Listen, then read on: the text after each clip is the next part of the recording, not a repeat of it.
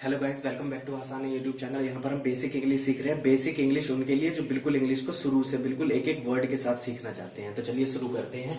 आज का सेंटेंस है she is very talk active. क्या है? टॉक का मतलब होता है बात करना, एक्टिव का मतलब बहुत ज्यादा एक्टिव होना। तो टॉकटिव का मतलब क्या होता है? बहुत ज्यादा बात करना। शी इज वेरी टॉकटिव, वो बहुत बातुनी है।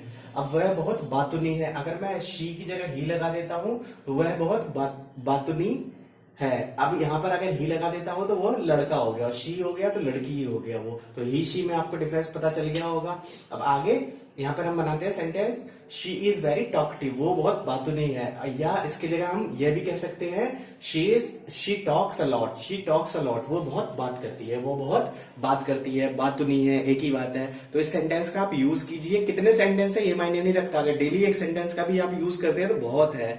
और मैं यहाँ पे आपको काफी सेंटेंसेस दे रहा हूं प्रैक्टिस करने के लिए, तो इनका प्रैक्टिस करना बहुत जरूरी है। His nose is blowing. His nose is blowing. उसकी नाक बह रही है। तो यहाँ पे his है तो his लड़के के लिए लगाया जाता है। तो यहाँ पर लड़का है, लड़के की बात हो रही है, उसकी नाक बह रही है। अगर यहाँ पे हर लग जाएगा तो हर का मतलब लड़की होगा। हर नोज इज ब्लोइंग, तो हर का मतलब क्या है? लड़की है। तो लड़का लड़की में भी आपको डिफरेंस पता चल रहा है कि लड़का है या लड़की, ही शी भी पता चल रहा है। ये मैंने पहली अपनी फर्स्ट वीडियो में यही बताया, जिसपे 18 लाख लोगों ने जिस वीडियो को देखा है कि आई वी यू दे कहां पर यूज होते हैं और इसका हिंदी में क्या मतलब होता है। यही बेस चीज है। मैं बेसिक इंग्लिश सुधारना चाहता हूं बिल्कुल बेस से। इट इज रेनिंग टुडे, यहाँ पे ही या शी नहीं आता, किसी चीज के लिए इट आता है, जानवरों के लिए इट आता है। इट इज रेनिंग, वर्षा हो रही है। इट इज रेनिंग, रेन का मतलब क्या होता है? वर्षा। रेन का मतलब होता है आपका बारिश। तो रेनिंग का मतलब हो रही है, ये आईएनजी फॉर्म आएगा क्योंकि इसमें काम हो रहा है अभी। तो ये टेंस आपको मैं आगे कराऊंगा, धीरे धीरे सभी चीज कराऊंगा। चैनल में जुड़े रहे। डोंट बी ग्रीडी, ग्रीडी का मतलब होता है लालची। अब डोंट जो होता है, डोंट का मतलब मत करो। इसका हिंदी में मतलब अगर कहीं भी डोंट होता है तो मत करो, किसी नहीं के लिए होता है, किसी काम को नहीं करने के लिए। और ये डोंट बोलते हैं इसे, ये अलग से होता है do not. Do not, do not होता है मतलब मत करो। डू का मतलब करना, नॉट का मतलब नहीं, मत करो। तो डोंट, इसको ये डू नॉट अलग अलग होता है और यहाँ पे डोंट एक साथ बोलते हैं। तो don't be greedy, don't be greedy, लालची मत बनो। डोंट बी फुलिश, मूर्ख मत बनो। तो इसी तरह से आप यहाँ पे सेंटेंस आप चेंज कर करके, वर्ड चेंज कर करके बहुत सारे सेंटेंस बना सकते हैं, जो आप आगे रहेंगे तो मेरे साथ सीखते रहेंगे। डोंट बी ग्रीडी, लालची मत बनो। अगर मैं अच्छे से समझाऊंगा तो थोड़ा टाइम लूंगा, और टाइम लूंगा तो वीडियो बढ़ेगी, पर मैं टाइम लूंगा। अब मैं धीरे धीरे नहीं सिखाऊंगा। मेरे को बेसिक लर्नर्स को सिखाना है, जिनको इंग्लिश बिल्कुल नहीं आती, जो इंग्लिश से डरते हैं। ट्रस्ट, ट्रस्ट और believe in God. Trust, believe, trust का मतलब भी होता है भरोसा करना, और बिलीव का भी मतलब होता है भरोसा करना। ट्रस्ट इन गॉड या कहें बिलीव इन गॉड, दोनों का मतलब सेम ही है। मतलब भगवान पर भरोसा रखे, मतलब भगवान पर हमें भरोसा रखना चाहिए। अब यहाँ पे अगला सेंटेंस हमारा, she lost her way. She lost her way, वह रास्ता भूल गई है। तो यहाँ पर वह कौन है? वह जो है लड़की है, क्योंकि यहाँ पे शी है। इसी के साथ अगर ही होता यहाँ पे तो लड़का होता, ही लॉस्ट। अब यहाँ पे हर है तो वहां पे हिज होता, ही लॉस्ट हर वे। तो वह रास्ता भूल गया है, वो लड़का होता। तो समझ में आ गया होगा आपको। 2 minute. Bring me a book. Bring me, bring का मतलब होता है लाना, किसी चीज को लेकर आना। ब्रिंग मी अ बुक, मुझे एक पुस्तक ला दो। अब यहाँ पे डू नॉट, डोंट और डू नॉट का पता चल गया होगा। Do not make a noise. Make a noise का मतलब होता है शोर मचाना। मेक अ नॉइज, आवाज निकालना, शोर मचाना। तो do not make a noise, शोर मत करो। Switch on the light, switch on the light, bulb जला दो। Switch on the light, switch on the fan. तो ऑन कहां पर लगाया जाता है? किसी इलेक्ट्रॉनिक चीज के लिए ऑन ऑफ लगाया जाता है। इलेक्ट्रॉनिक चीज को अगर हमें ऑन या ऑफ करना हो तो उसके लिए ऑन लगाया जाता है। Switch on the light, bulb जला दो। Try out the shirt, try out the shirt, कमीज पहनकर देखो। Try out the pant, pant को पहनकर देखो कि कैसी है, ठीक है नहीं है। तो इसी कई सारे सेंटेंस, ऑब्जेक्ट को बदलकर हम अलग अलग सेंटेंस बोल सकते हैं। Feel at home here, feel at home here, इसे अपना ही घर समझे, इसे अपना ही घर समझो। जब कोई घर आता है हमारे, बैठता है तो वो थोड़ा इधर उधर देखता रहता है, डर लगता है उसे, तो उसे आप कह सकते हो फील एट होम हियर, इसे आप अपना ही घर समझे और बिल्कुल आराम से बैठिए।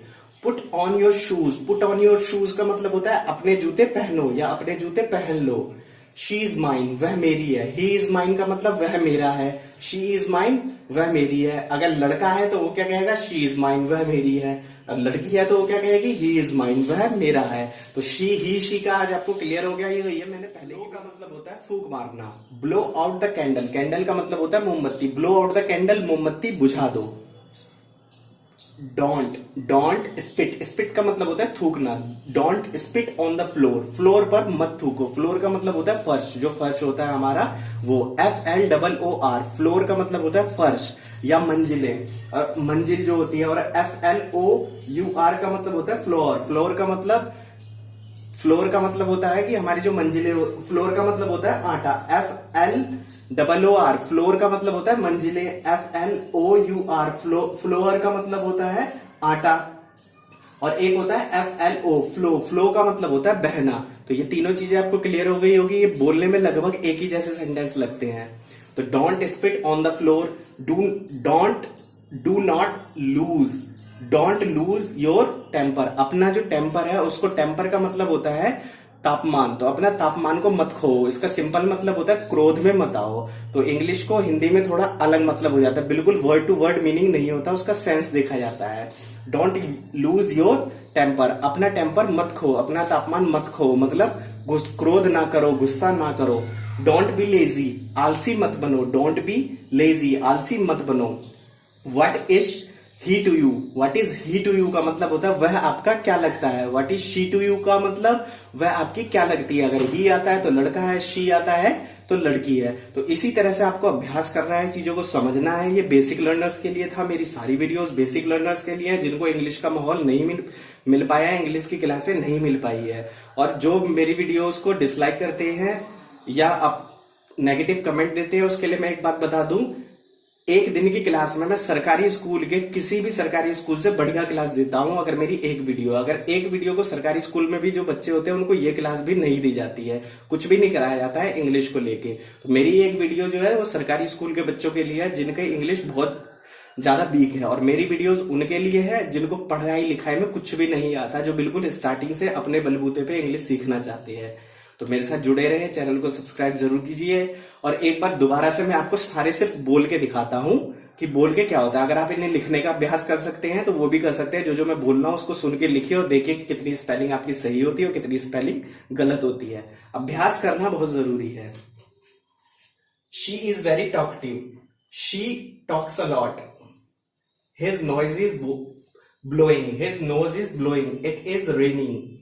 Don't be greedy, trust in God, believe in God. She lost her way, bring me a book.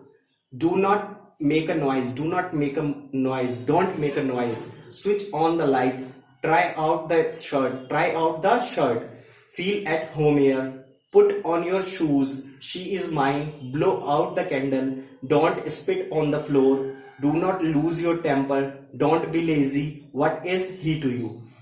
तो इस तरह से हमारा सारा सेंटेंस हो गया। और लास्ट में थैंक्स अ लॉट। जो भी आपके कमेंट है वो कमेंट बॉक्स में जरूर लिखिए, थोड़ा सा लिखने का प्रयास करिए ताकि आपकी बात मुझ तक पहुंच सके। तो कमेंट जरूर क्या कीजिए, अपना सपोर्ट मुझे जरूर दीजिए ताकि मुझे पता चले कि ये चीजें आपको समझ में आ रही है, नहीं आ रही है, या मैं कौन से टॉपिक पे वीडियो बनाऊं। धन्यवाद।